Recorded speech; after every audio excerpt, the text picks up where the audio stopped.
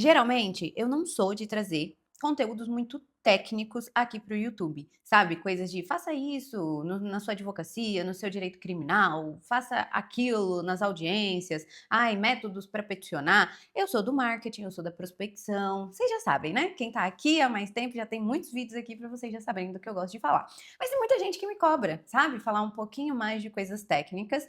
Hoje eu vou agradar todo mundo. Hoje eu vou trazer uma questão que pode ser aplicada tecnicamente na sua advocacia para você otimizar os seus resultados, mas se você não for advogado, ainda que seja, e utilizar fora da advocacia, na sua vida, você também vai ter muito mais êxito nas coisas que você quer alcançar, tá? Que é justamente você aprender a usar o contexto e a explicação do contexto a seu favor. E o que eu quero dizer com isso? Antes de mais nada, meu nome é Andrélia Amorim, para quem não me conhece, sou advogada, criminalista, tenho uma comunidade de jovens advogados. Inclusive, esse tipo de assunto que eu estou trazendo aqui são assuntos que eu gosto de tratar nas reuniões que a gente tem da comunidade para direcionar os jovens advogados, falar de coisas mais técnicas que vão ajudar na advocacia deles, tá? Esse tipo de assunto é o assunto que a gente tem na nossa comunidade. Se você quer conhecer a comunidade, aqui embaixo desse vídeo vai ter link do formulário de seleção, link do Instagram da comunidade, do meu Instagram. Você pode começar a acompanhar conteúdo gratuito para você, é o que não vai faltar. Meu YouTube tá aqui a prova viva disso. Eu trago muito conteúdo bom, de qualidade gratuito para vocês. Mas se você quiser entrar na comunidade também, aí o papo vai ser diferente, tá? Mas enfim, dando continuidade, é o seguinte: o contexto. O contexto ele é muito importante na nossa vida, na nossa advocacia e para tudo que a gente vai fazer. A gente parte do pressuposto, muitas vezes, que as pessoas sabem do que a gente está falando. E a gente, partindo desse pressuposto, começa a conversar e a se comunicar com a pessoa como se ela já tivesse plena consciência do que a gente quer e do que aquela situação representa para nós, tá? Complexo, complexo, mas vamos esmiuçar aqui para você entender e fazer sentido. Quando você está peticionando para um juiz, você fez ali, né? Nada mais é se você não é advogado, só para você entender. Fez ali a sua petição, você está explicando para o juiz o que você quer. Se você está explicando para o juiz o que você quer, você não pode partir do pressuposto que ele já sabe da situação. Ele não sabe nada. Ele é um total estranho, ele é alheio a tudo aquilo que está acontecendo. Ou se ele sabe por informações trazidas por outras pessoas sob a ótica e um contexto que não é seu, entendeu? Se você quer que ele compreenda o que você vai pedir a ele, você precisa pegar ele e transportar ele para o seu mundo, para que ele entenda o seu contexto em relação àqueles fatos. Então, eu considero que eu tenho uma taxa de êxito muito grande nos meus processos, porque eu desenvolvi essa habilidade de apresentar o contexto e depois que eu apresento o contexto, aí sim eu peço o que eu quero. Porque se o juiz ou qualquer pessoa não for capaz de entender o porquê eu quero aquilo, ele não vai ser capaz de concordar com o meu pedido. Obviamente, né, tem coisas que não tem contexto que salve. E a gente já sabe disso. Quando eu perco um processo, eu meio que já tô esperando, sabe? E quando eu ganho, eu não fico tão surpresa assim, porque eu já tô preparada para aquilo, porque eu sei o trabalho que eu fiz ali. Então, essa técnica de explicar o contexto é nunca parta do pressuposto que aquela pessoa já entende do que você está falando. Você precisa falar com ela como se ela fosse uma criança de 10, 12 anos de idade e explicar da forma mais simples possível. E olha, eu vou falar uma coisa para vocês. Simplificar o contexto é a dificuldade.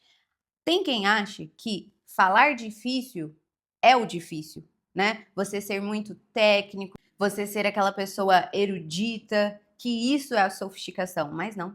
A sofisticação está na simplicidade, porque é muito difícil você ser simples, é muito difícil você explicar o contexto, você explicar toda a situação de uma forma simples com que uma pessoa de 10 anos de idade vai entender exatamente o que você quer. Então, isso nos meus processos me ajuda muito a ter uma taxa de êxito maior sobre todos os meus pedidos. Obviamente, existem coisas que só no papel, só de forma escrita, a gente tem um feeling de que não é o suficiente. Eu tenho esse feeling, eu falo, cara, tá muito bem explicado. Mas se eu não conversar com esse julgador, ele não vai conseguir entender o que eu quero. Então, nessas situações, eu marco despacho com os juízes, com os desembargadores, mas assim, são raríssimos casos, tá? Eu não sou o tipo de advogada que fica apurrinhando, querendo falar toda hora com o juiz e com o desembargador. Agora, casos em que eu acho que o falar, o explicar, o tete a tete, o olha, deixa eu te mostrar o meu lado da história, vai fazer diferença na cabeça dele, e às vezes você vai ter que ter a maldade de, será que é pro juiz que eu tenho que contar essa história ou será que é pro assessor dele? Porque eu já tive nos bastidores. Eu fiz estágio muitos anos no gabinete de uma juíza. Eu sei que as coisas não chegavam nela num primeiro plano, chegavam na assessora. A assessora tomava a maioria das decisões. Ela estava ali para validar ou não. Agora, a decisão de conceder ou não alguma coisa, na maioria das vezes vinha da assessora. Se a juíza quisesse bloquear, falar que não, por alguma questão técnica, isso acontecia. Mas quando a decisão já estava tomada pela assessora antes, a juíza praticamente só dava o aval ou não, ou consertava uma coisa ou outra. É assim que funciona nos bastidores. Mas o juiz, ele precisa saber sobre o seu caso. Então, quando eu trago essa reflexão de contexto, você está contextualizando antes de pedir? Porque eu também sou muito a favor daquelas petições mais diretas ao ponto, sem você ficar escrevendo um livro de coisas, sem ser 30, 40 páginas, eu sou a favor disso. Porém, não importa o quão direto ao ponto você queira ser, você precisa explicar o contexto. Você precisa sintetizar muito bem o motivo pelo qual você está pedindo aquilo pelo juiz. Porque se ele não for capaz de entender o motivo, entender o contexto, ele não vai ser capaz de conceder o que você quer. Então tem uma coisa que é muito importante você entender. Os fatos jurídicos são diferentes dos fundamentos. Quando você apresenta fatos, você está falando de contexto. Quando você apresenta fundamentos, você está apresentando o porquê aqueles fatos têm validade jurídica. Então, você vai estar sempre apresentando um fato e contra-argumentando com um fundamento. Ou seja, se você está num pedido, sei lá, de liberdade provisória para um cliente, quais são os requisitos para a pessoa ter direito à liberdade provisória, tá? No meu caso, criminal. Excelência, o meu cliente é primário, tem bons antecedentes, nunca cometeu nenhum outro crime. Esse crime aqui não foi um crime de grave ameaça à pessoa, não fugiu da normalidade. Você está contextualizando muito bem ali as características subjetivas que fazem o seu cliente ter direito à liberdade provisória. Logo em seguida, você vai vir e vai falar: e olha, eu tô falando isso com base no artigo 312, sei lá, 15 do Código de Processo Civil, do Processo Penal, que fala exatamente isso. Contra-argumentou. Acabou uma tese argumentativa. Aí você vem para outra. Aí você contextualiza novamente. Olha, estou pedindo isso por isso, isso e isso. E onde está o direito? Tá aqui. Aí você joga na cara dele o direito. Então, tudo que você vai pedir vai ter o fato, a exposição do fato de direito e o fundamento de direito. Isso falando tecnicamente, tá? Então, sempre pense, eu estou expondo o contexto, expondo o porquê eu estou pedindo isso e provando o porquê eu mereço que o meu pedido seja acolhido. E ali, ó, sendo paralelo uma coisa a outra. Você não vai expor aqui e pedir lá no final, não. Expôs, pediu, ok? Isso falando tecnicamente em relação a processo. Agora, em relação à vida, né? Vamos para o segundo tópico desse vídeo. Quando você contextualiza coisas para o seu interlocutor, ele é capaz de sentir o que você sente. Ele é capaz de sentir as suas emoções e de entender exatamente o que você quer. Então, o contexto, ele é rei. Quando eu venho aqui expor para vocês sobre a minha vida, sobre quem eu sou, eu estou contextualizando para vocês as minhas origens, eu estou contextualizando para vocês de onde eu vim, qual é a minha moral, qual é a minha ética, por que que eu estou aqui ensinando para vocês sobre marketing, sobre comunicação, sobre direito.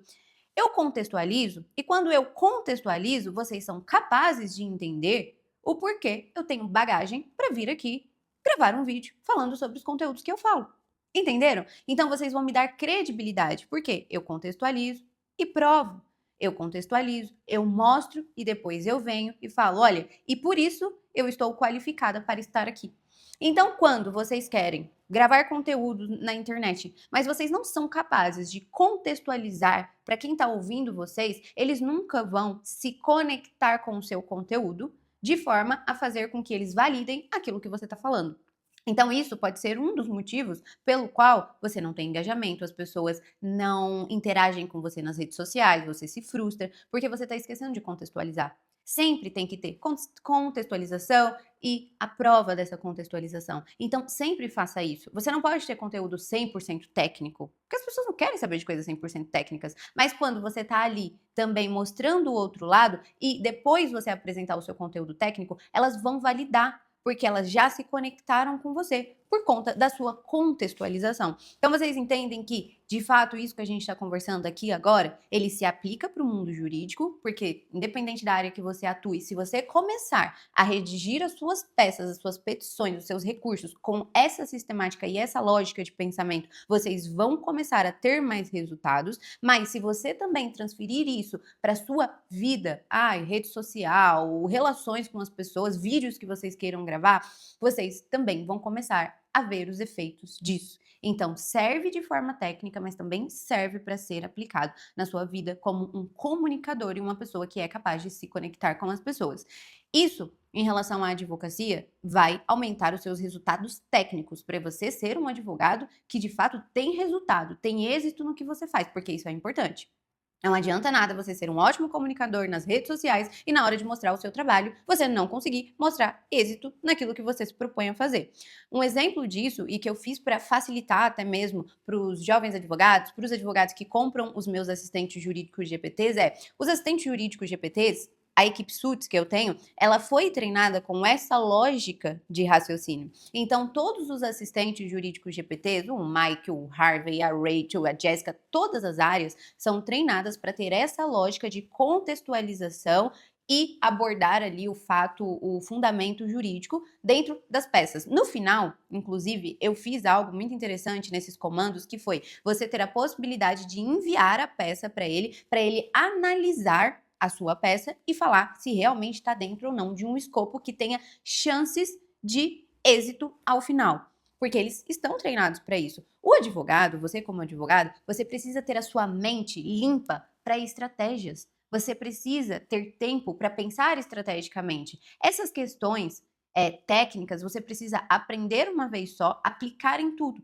E uma vez que você tem, por exemplo, se você já tem os assistentes jurídicos GPTs fazendo isso para você automaticamente nas suas petições, você está com tempo livre para fazer outras coisas. Você não está tendo que pensar nisso toda hora, entende?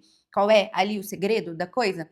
Então, isso, tecnicamente, você já tem uma ferramenta que te ajuda nessa problemática. Agora você vai aplicar isso também na sua vida pessoal, na sua produção de conteúdo.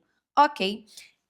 Eu acho, assim, que essa aula, isso aqui não foi um vídeo pro YouTube, isso aqui tá digna de aula da comunidade, tá? Então, assim, comenta aqui embaixo se você gostou, se você conseguiu entender essa lógica de raciocínio. É um pouquinho mais complexo, assim, a gente precisaria ficar pelo menos 1 hora conversando sobre isso, mas aqui no YouTube eu tenho, sei lá, de 15 a 20 minutos. Então é o que eu consigo entregar pra vocês. Mas comentem aqui se vocês gostaram, se vocês entenderam, se vocês gostam de conteúdos assim, pra gente se ver nos próximos vídeos. Aqui embaixo também tem link da comunidade, já falei, né? Formulário, caso vocês queiram fazer parte da comunidade. Link do meu Instagram e o link da minha página dos assistentes GPTs, que já funcionam com a minha cabeça. Então, se você gosta do meu jeito de pensar, de explicar, de contextualizar as coisas, saibam que os meus assistentes são cópias melhoradas de mim. Então, se você é advogado e quer conhecer a equipe Suits, clica aqui embaixo também, vai lá para a nossa página, tem vídeos explicativos e tenha a equipe Suits aí no seu escritório. Combinado? Vejo vocês no próximo vídeo. Beijo, beijo. Tchau, tchau.